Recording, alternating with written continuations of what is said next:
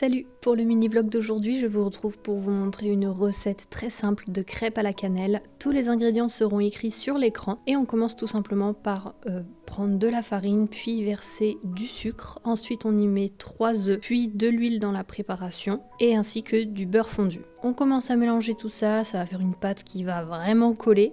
Mais je continue de mélanger un maximum et petit à petit je rajoute mon lait, pas trop vite pour pas que ça fasse trop de grumeaux, et ensuite j'y rajoute de la cannelle. Une petite astuce, si vraiment vous avez beaucoup de grumeaux ou que vous en voulez encore moins dans votre pâte, n'hésitez pas à la passer au mixeur, c'est ce que je fais parfois quand vraiment la pâte à crêpes a trop de grumeaux.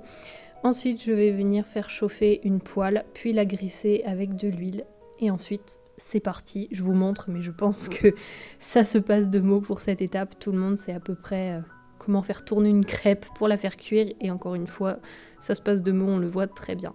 Alors je vous avoue que ça n'a rien de révolutionnaire, des crêpes à la cannelle, on a juste rajouté de la cannelle dans la pâte, mais je voulais vous partager cette petite recette que j'ai trouvée sur internet qui est assez simple à réaliser, et franchement, mais c'était super bon, on sent bien la cannelle. Alors en fonction de vos goûts, n'hésitez pas à en mettre plus ou moins. Avec cette recette, j'ai pu faire, je dirais, une dizaine de crêpes, dont certaines étaient assez épaisses, je dois l'avouer, mais moi ça me dérange pas, j'aime bien ça.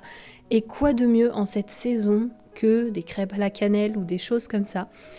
Et ensuite, je vous invite à mettre tout simplement votre garniture préférée et à déguster. Et comme je vous dis encore une fois, quoi de mieux pour un petit déjeuner en ce moment, c'est, je crois, le plus réconfortant.